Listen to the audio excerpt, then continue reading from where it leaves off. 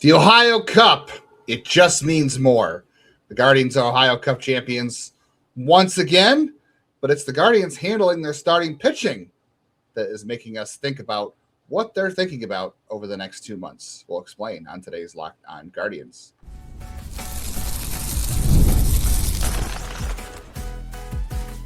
You are Locked On Guardians, your daily podcast on the Cleveland Guardians. Part of the Locked On Podcast Network, your team every day. Ohio Cup. Okay, this is not the Ohio Cup, but hey, to all those people out there who say that the Guardians have never won a trophy, there you go. It's not Kyle a trophy. Manzardo, it's a toothbrush holder that was kept in the Reds' bathroom. That's what it was. according to Zach Massey. Yeah. Hey, Kyle Manzardo joins the esteemed ranks of Will Benson, Miles Straw, Tyler Naquin, Wade Miley, Michael Brantley, Todd Frazier, Sim-Soo Choo. Tyler Naquin won it for both sides each, so he won it twice. Ken Griffey Jr., Casey Blake, Jim Thome all on that list, so there are some esteemed names there. Everyone's career, a steep decline afterwards because it's a terrible trophy that no one cares about outside of Justin. Wow.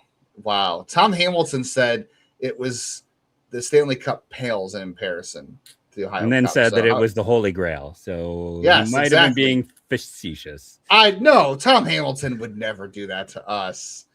You know, it is the Holy Grail of Guardians, Daily Guardians podcast. It's Locked On Guardians, your only daily Cleveland Guardians podcast that covers your team every day from the majors, the minors, the draft, and everything in between. On today's show, Jeff, we're going to talk about some under-the-radar trade targets that could be fun. We'll talk about the Guardians protecting their starters for what's ahead and why that is a dead giveaway. And we'll talk about this game and the Guardians coming home with the Ohio Cup and some things that happened offensively that we are definitely going to not let us lull ourselves into a false sense of security. But first, today's episode of Locked On Guardians brought to you by Kalshi. For limited time, download the Kalshi app. Use code Locked On to get up to $500 in bonus credits when you trade 25. So Kyle Manzardo does win the most outstanding player. He had 2 home runs in the last 2 days, including a grand slam. He had 4 home runs this year against the Cincinnati Reds. All right, so we can stop complaining about Kyle Manzardo now, right? He is no longer having a disappointing year because he brought home the Ohio Cup. So obviously that just overrules everything. And everybody's career went downhill, by the way. Okay, Jim Thome won it in 2000.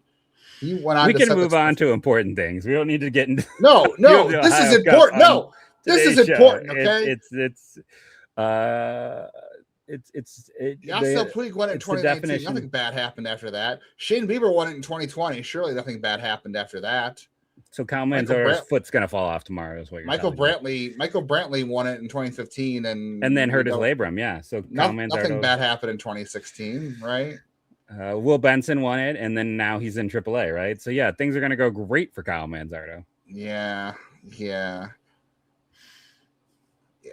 Hey, all I know is 2 years in a row, Asdrubal Cabrera won it. So the only person to win it 2 years in a row ever. Jose has got 2 most outstanding players awards. It's named after Frank Robinson, so there is some esteem. All right, enough of that. No, the offense did some nice things tonight, like they didn't for the most part, except for Brian Rocchio. Didn't allow themselves to chase the junk that Brady Singer was throwing because he could not locate with the bases loaded, especially. Kudos to Chase DeLauder. He struck out in his second at bat, chasing an ugly pitch out of the zone, and then his next 2 at bats he walked. So he made the quick adjustment there. Jose Ramirez, man, is he's hilarious. He fouled the ball off his knee, and he thought it was still the World Cup.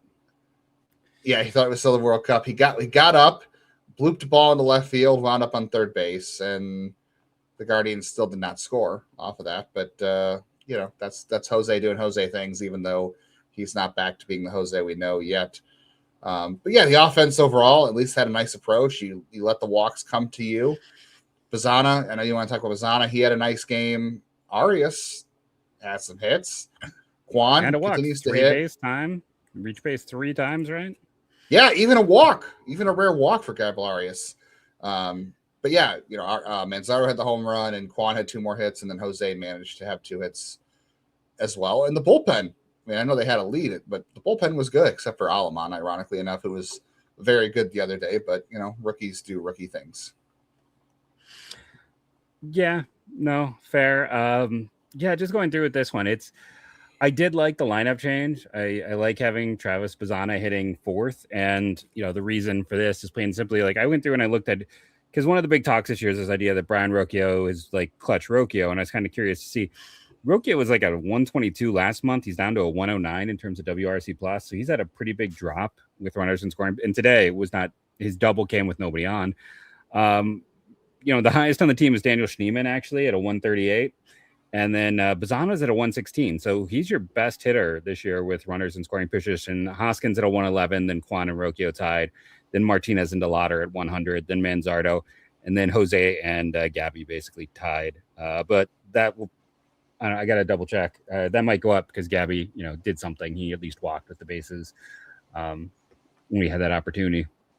So I'll have to go through and look. But yeah, it's interesting to look at. It's kind of it's always hard because it's a small sample size thing. But I do think Bazzana hitting there is a spot he should honestly stay at with the way they're hitting overall, and some of the guys who are really, really scuffling and the guys who are doing well.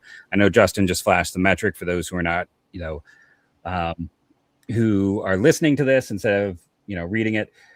Our big concern with Brian Rocchio right now is outside of his strikeout rate, and he's squaring up. He's squaring up less than a year ago. His strikeout rate is better, but he's essentially exactly the same hitter he was a year ago, which we look at information like that, not to not watch the games and judge, but to kind of look for, are improvements sustainable? Has he done something? Has he changed something that's going to make him stay this guy who's an above average shortstop offensively? And this kind of decline he's been in for the last 2 months, it's like, is he going to come out of this stronger, or is this going to keep going? And I think our concern is it might keep going. I don't know if we want to dive into that one today, but, just on the positive, everyone in this one kind of jumped in. They won a series when, yesterday I felt like all of they did. Were kind of like, the season's over. They're like, every time anything goes wrong, it's like, let's trade everything. Let's burn it to the ground. Not the Tigers, at least. I mean, it's the Tigers who lost the last start that Tarek Skubal was going to make for them because they were up 7-0 and absolutely blew it. Yeah, they went to 2 or 3 against Cincinnati. That's fine. And the Reds looked like a bad team today, and that helped. It's like the other 2 games, the Reds didn't make their mistakes, but they're a bad team that finally showed it. And the Guardians easily could have swept. And again, this is also a game too where the Reds offense not great, but your starting pitching, your pitching overall delivered. You gave up 1 run in this game, so only went 4 innings though, which is I'm just saying the bullpen overall. I'm saying the pitching staff overall in this one will only give the 1 run. That was Franco Alaman. We'll talk about the Cantillo thing in a little bit, but you know what? It's always nicer to get that win before an off day. Come home to start a homestand. They're at home for the trade deadline, which should be good. It looks like the Yankees are trying to blow this game, but the White Sox have a runner in third with 1 out as we're looking at the scoreboards at this point. And we're not going to get lulled into a false sense of security with the offense. But I agree with you. Bazzana hitting fourth, it's not a perfect fit, obviously. I think you'd rather have a more traditional 4-hitter, but clearly that 4-hitter is not Rhys Hoskins.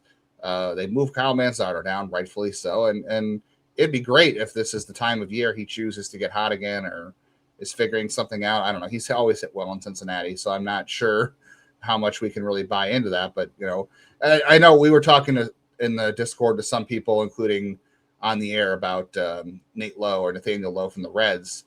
And the idea with him is he's not replacing Manzardo. He's replacing Rhys Hoskins, who he would be an upgrade over. Although Lowe has, I will say, not been great over the last 2 months. But yeah, Kwan back at the top of the order has been good for a while now, at least a month or so. Jose's back. DeLauder, makes a quick adjustments. He had a hit in this game, even though I think it was a kind of a seeing eye single.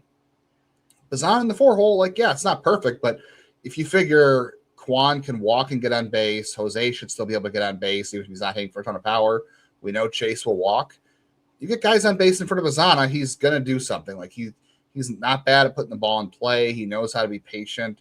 The good sign for Bazzana, at least this series, was that he was starting to draw walks again. I think that's the thing you want to see, is he's getting back to being patient and having a good eye for the zone. He got away from that for a little bit. And yeah, so that top 4 right there at least gives you hope. And then if Manzardo can get things going again, you just got to fill out the bottom with like another hitter or two, and things get a little more interesting at the very least, at least from a trade perspective. I will say, since I brought him up before, Nathan Lowe's got a 101 in July, so just the June was bad, and that is a 123 in the second half. And his bad June was a 78, which is still better than like a lot of guys on this team. Yeah, that's still an upgrade over Rhys Hoskins. It's still an upgrade over David Fry, if you even want to go that route. If you want to keep Fry's positional versatility, this game, it's like you go through and you look at it. It's like there was contributions up and down the lineup. Everybody did something, even like Patrick Bailey, who had a sack fly and a walk, is the only guy who I think didn't have a hit who played. And then he said he still had a sack fly and a walk. And everybody did something offensively tonight. Yes, everybody did something. It was a full contribution day. Yeah, Kyle Holderman was great. Sabrowski looked really good. Thankfully, Matt Fest had his best appearance in bunts. Gaddis was good. I joked. I said, bring Cade Smith and you got to secure the Ohio Cup. Then they actually did it. And I was like, all right, that's weird. And then he walked too because, it wasn't a safe situation. So I don't know. Anyway, Guardians get a series win. They have an off day. They're coming back home. The trade deadline's coming up. I think there's an interesting thing the Guardians are doing when it comes to their pitchers that I hope is tipping us off to what is going to happen at the deadline. And we'll discuss that next. This baseball season, it is your chance to make things go further and have more fun on Kalshi, America's #1 prediction market platform. You can trade on every single game and many other things like Rookie of the Year and the AL Central Division winner. If we look at where the market is trending for the AL Central Division winner on Kalshi, the Guardians, a 10% downturn in the market in the month of July. So right now they're even at 35% of the market for division winner from the Guardians and the White Sox. So good time to maybe buy the dip for the Guardians if you feel like they're still going to pull this one out. Because on Kalshi, you're trading against peers in a live market, meaning there's no house. And as the probability changes, you can buy in and out of your positions, trade the draft, pick the game, more on Kalshi. Download Kalshi app and use code LOCKEDON to get $500 in bonus credits. When you trade 25, that's up to $500 in bonus credits. KALSHI. Trade on anything with Kalshi. 18 plus only. Restrictions, eligibility requirements apply. Then contract trading involves risk and may not be suitable for all investors. Kalshi products are not available in all jurisdictions. Prices, values, and available markets may differ from those mentioned. For more information, see kalshi.com/regulatory.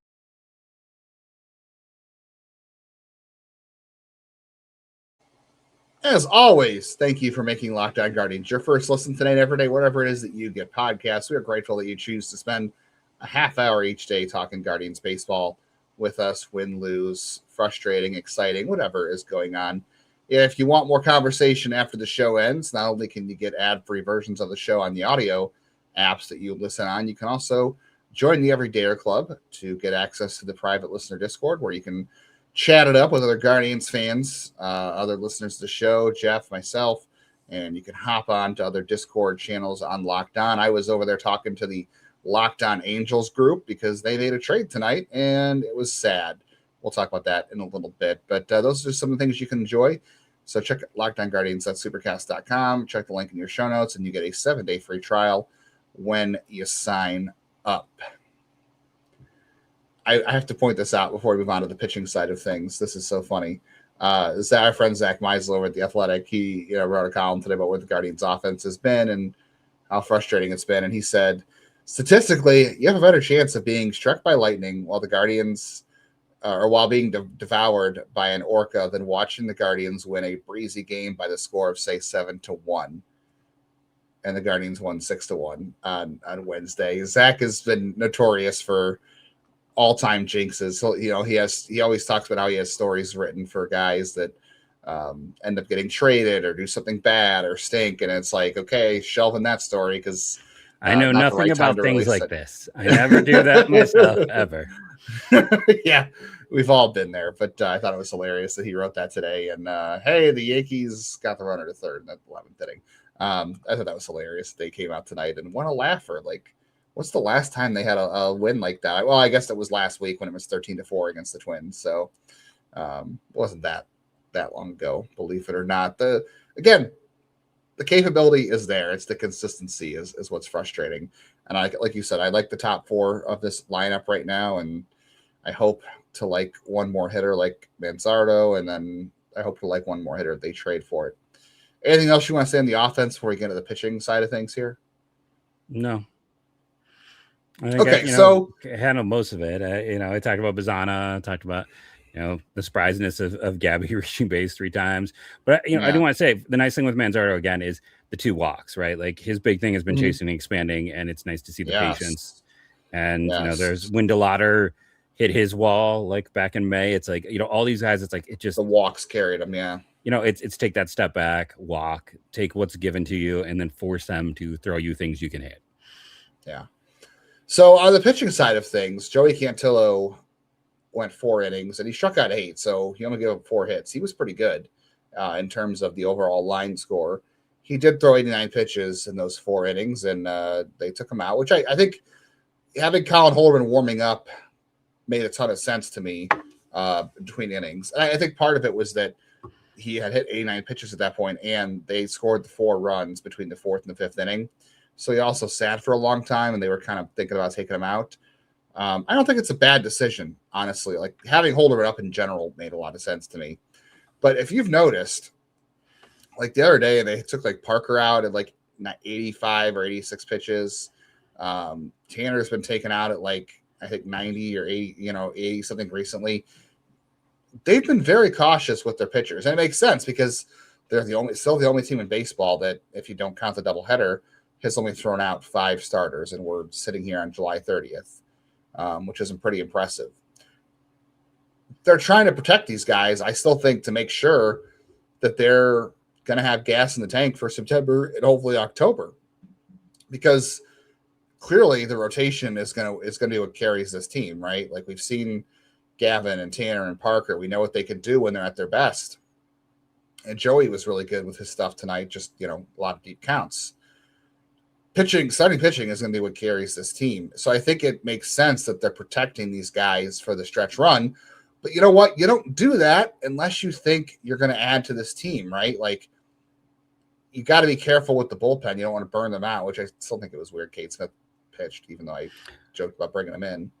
He hadn't pitched much, right? And tomorrow's an off day. So I think it was just maybe. He just pitched yesterday, though. So he had 2 days off in a row. But he hadn't pitched much before then, had he?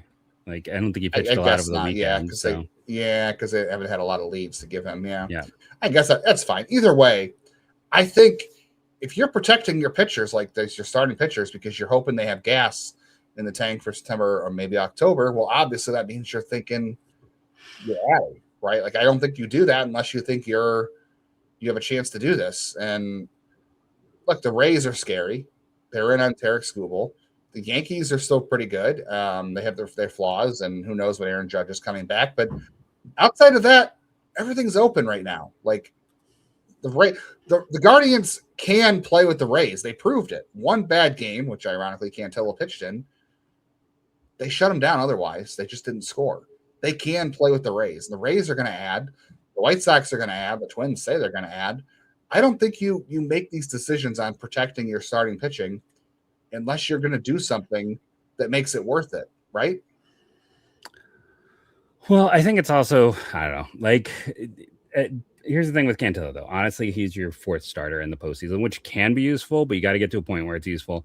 And sometimes you don't even use that 4th starter. So I don't even know if it's necessarily that. I think it's just a young guy. And they felt like they had some, extra depth with some guys they needed to get in the game. So an off day. Yeah. An off day. I think it's a degree of that. I think if we saw it more with like the big 3, I would be more like right along with you. I could be wrong. Again, you need a 4th starter. But I think there's also that degree of, I think one of the things that gets forgotten in general is like everyone's like, oh, they had great pitching a year ago. And that's frankly not true because they had great pitching. Yeah, they had great pitching the second half. Like the starting pitching took a while to figure out and come together. And Cantillo was an up and down guy a year ago. Slade Ciccone is kind of identical to what he was a year ago. I mean, Cantillo, I was kind of curious. He only had 13 games he started last year because he was a bullpen guy. Only 13 starts. He's at 22 starts this year. So it could just be protecting a guy who's already at like and I'd have to look in the minors, but they don't throw as much in the minors. I wouldn't be surprised if he's, approaching a new high for he's a guy who had some health issues, at 109 innings. Yeah. They might be trying to protect him in general just because of a young arm and, because it took him a while to develop, it caused that situation where he hadn't thrown. I mean, his previous high for innings was 119.1. So he is less than 10 innings away from his career high. And we're not even through July yet. So that's, I mean, 10 more innings, he'll hit a new high for him. So that speaks to, again, why they, might be looking to protect him in general in a situation like this. Fair. I mean, in the playoffs, you can kind of count out. So if you were to use someone like Cantillo, you can theoretically only use him for 4 innings and go to your bullpen, especially if you have Messick, Bybee, and Williams, who can go a little bit longer than that. So I think you're right. But I think they've been doing this since spring training. The way they bring their starters along, I think, just says they're hoping for something left at the end of the year. And just because you have only used 5 starters, say for a doubleheader, I think it makes sense to have to do those things. So we'll see. I mean, there's a case to maybe add a starter, or at least go to the 6-man rotation in September again, because it worked a year ago. But they definitely have to add a reliever, and they have to add some bats. And Jeff, you got 2 of those guys we want to talk about here in just a second. Some interesting names I think people haven't thought about. One name that actually might be, both these names might be possibilities. So if you want to find out who those are, stick around. Locked On Guardians is brought to you by FanDuel. Baseball fans, if you think you know who's going to hit a home run today, FanDuel is giving you a free chance to call your shot with daily dingers. It's easy to play. Just make your free pick for who you think is going to hit a home run in their game. And if you're right, you'll receive a profit boost to use on your next bet for a chance at extra winnings. Best of all, you can make a free pick every single day throughout the rest of the Major League Baseball season. Daily Dingers is a fun way to stay engaged with everyday's games. Whether you're following your favorite team or keeping an eye on matchups across the league, every game has somebody who is capable of going yard. And now you have a chance to make your prediction before the first pitch. So for Thursday, the Guardians are off, and go with Nick Kurtz as my pick. It is fun. They give you a list of players you can check that out on and see if you're right. As for the Guardians, no line yet for Friday's game, but they are still 82.5 for the over-under on their win total, so it might be a good time to smash that over button. I still think they're going to get over that at this point. So are you ready to play your games today? Join all the action on FanDuel. That's FanDuel.com to play Daily Dingers and make your free pick on who's hitting home or play ball. Swing for the fences on FanDuel, official partner of Major League Baseball.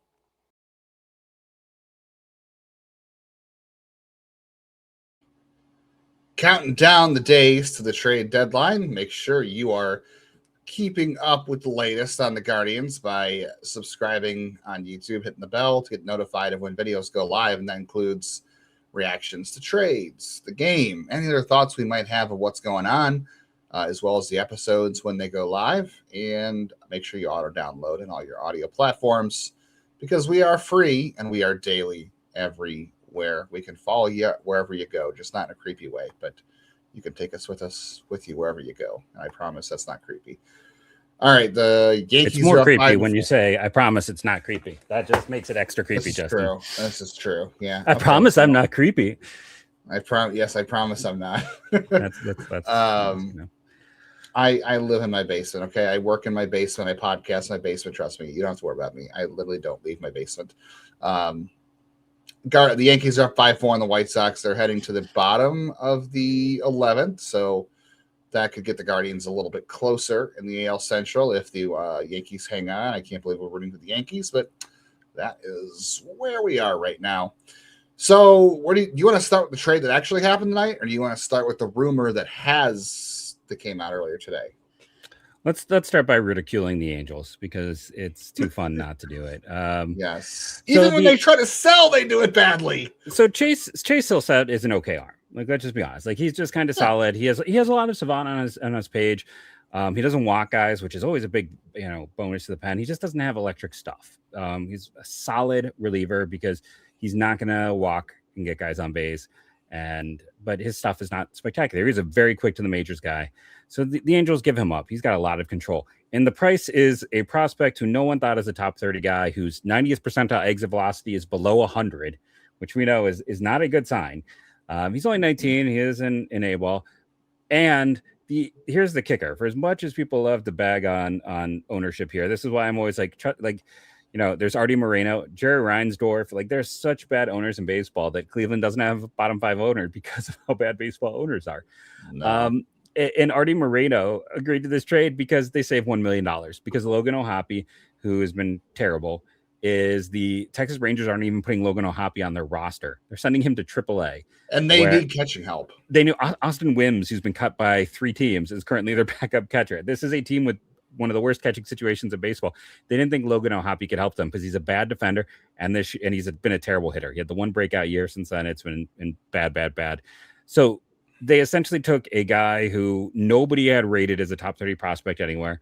And their response was, we think he's a top 10 prospect in our system. And it's like, that's not how you should judge this. That should not be part of your calculus. You should just be like, you like the guy or you don't. And I mean, I get you like him, but like, that just sounds like trying to defend your position. They took on one prospect because they wanted, not a great one, because they wanted to cut $1 million. Yeah, they wanted to cut $1 million. Like, this is just so clearly a salary dump that it's hilarious. And it's an in-division trade too, which makes it even kind of more hilarious that they did this. So like, I mean, this is just, I mean, you could have held more of a ransom. Yeah.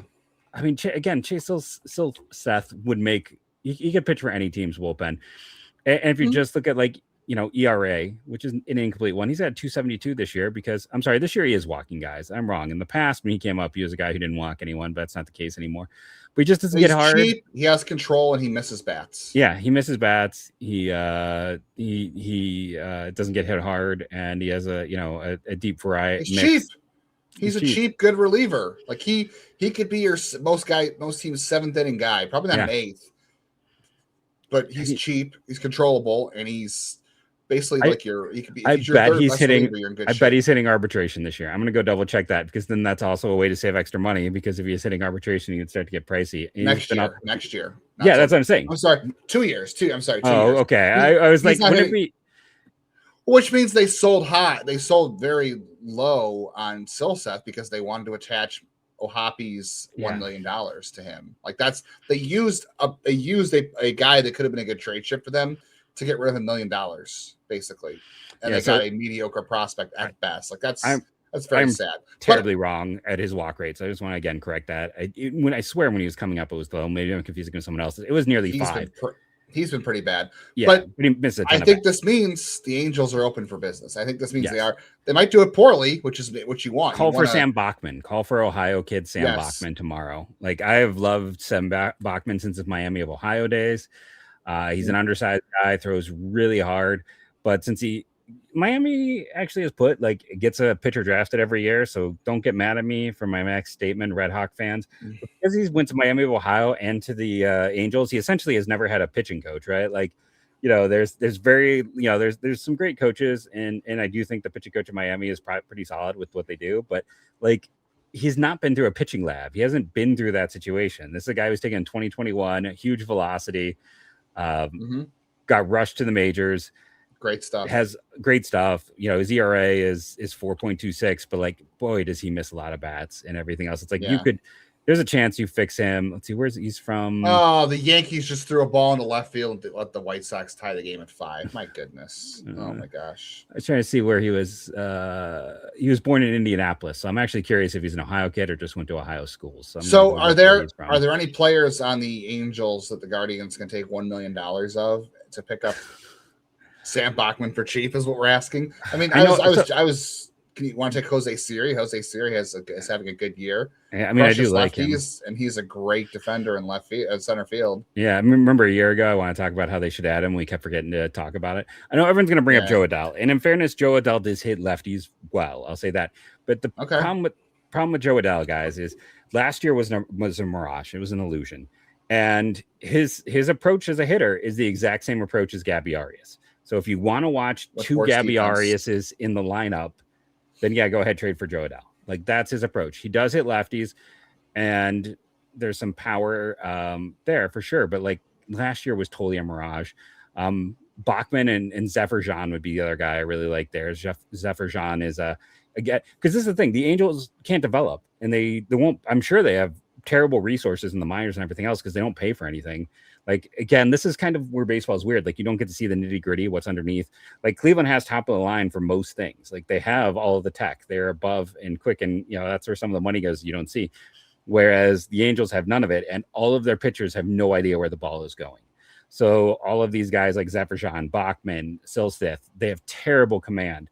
And then you just wonder, like, hey, let's get them out of a situation where everyone acknowledges is the worst ownership situation in baseball. Like, this is a team that doesn't have getaway days because they want to make a few extra bucks. There's so many things they don't have. Like, talking to people who cover that team, that's air conditioning in their training room. So he's an Indiana kid. I'll clarify. Okay. He's from Hamilton County, Indiana, which I bet is pretty close to the border. I don't know Indiana well, but he's an Indiana kid who went to Miami U. We're running out of time. Let's talk about the important guy here. The Marlins say they are opening to listen to a player probably nobody has heard of, Heriberto Hernandez, who is having a great year. He had a great year last year too, by the way. Smashes lefties. Is a good defender. Has not much arm value this year, but good arm strength. Good sprint speed. He doesn't chase. He hits the ball hard. He will strike out, but the walks are okay. This is the guy you trade for from the Marlins, who I think are going to sell now that they've kind of hit the skids again. If they're listening on him, this is a multi-year solution for you. And you could play this kid. I think he plays. Does he play just the corner? Can he play center? No, he's the corner. Yeah, he's a corner. Okay. But this is a kid you can, he's 26. This is a long-term solution for you in the outfield if you go get Heriberto Hernandez. Like, if the Marlins are listening on this kid. He's basically a left fielder. He is almost entirely a left fielder. Okay, so that would probably push Kwan back to center, even though they said they didn't want to do that. But he's not a free agent until 2032. He's only 26. And you're going to ask, why are the Marlins listening to him? I don't know. But if they don't think he's part of the future, I mean, I don't think this is a guy you're going to give up. Like, obviously, you're not trading Ralphie and Hanau. I mean, I think you are trading Hanau to get a guy with that much control who's had the production he's had. Maybe. I mean, they probably want. I'm guessing Doughty would be involved. And I don't know if I really want to. Here's the thing I'll say: they have pitching depth in their system. I think their problem has been more their offense. So I think. Would you be willing to trade Uniker Caceres for this kid? I mean, yeah. He's the one. I just gotta say it's funny. I know we're running low on time. So for those who aren't familiar with Hernandez, he went from Texas to Tampa in the Nathan Lowe deal, just to go back to Nathan Lowe one more time in the show. And then was a free agent, a minor league free agent who never got a shot in Tampa. Great find by the Marlins. Who was a great find by the Marlins. He's now got 569 plate appearances, which is a good chunk of plate appearances. He's got a 119 OPS plus, a 120 WRC plus, a 786 OPS in that time. And as you pointed out, he is a right-handed bat. Tonight. Yeah. He's a right-hand bat. He fits a need. But when you're talking about a guy who has that good of numbers, it's going to hurt. I will say the other player that makes sense in a deal for them as a secondary piece is Cooper Ingle, because this is a team, the Marlins, who has Liam Hicks, who they're also shopping right now, who's a bad defender, Agustin Ramirez, who's a bad defender. They're okay with catchers who can't defend super well. So your B piece in this trade, I think, is Cooper Ingle. Maybe you can even, if you're lucky, you can figure out a way to make Cooper Ingle the A with another strong B. I don't know what that would be, but like, there is a world where you're using Cooper Ingle as a significant piece in this trade, especially if they move Liam Hicks. Yeah, people were asking about Liam Hicks. The Guardians won't be in on Liam Hicks because teams are going to trade for him as a catcher, and the Guardians are not going to trade for a catcher right now. People were asking, well, can he play first? I guess he can play first, but first base DH, yeah. Yes, but teams are going to trade for him as a catcher, yeah, which means they're going to give up more because of the positional value. And the Guardians will not match that because they're not going to trade for him as a catcher value. So, yeah, Hernandez would be very interesting. It would take a lot to give up, but this is something that solves a need for you this year and in the future. I think you could be comfortable giving up some assets that are painful, but it looks good. Yeah, I don't know why the Marlins are listening, but he's got 573 plate appearances in his career. That's basically a full season. Yeah, he's got 26 homers and a 790 OPS. And he's a good defender in the outfield, especially if you move Kwan in the outfield. Boom, you just move Hernandez over there, and there you go. Well, we'll talk maybe a little bit more about Hernandez, talk about some stuff tomorrow. As we are out of time for today, we want to thank you all for joining us. Remember, rate and review, download daily. It helps. Do your part, comment, like, all that jive, and go Guardians, go.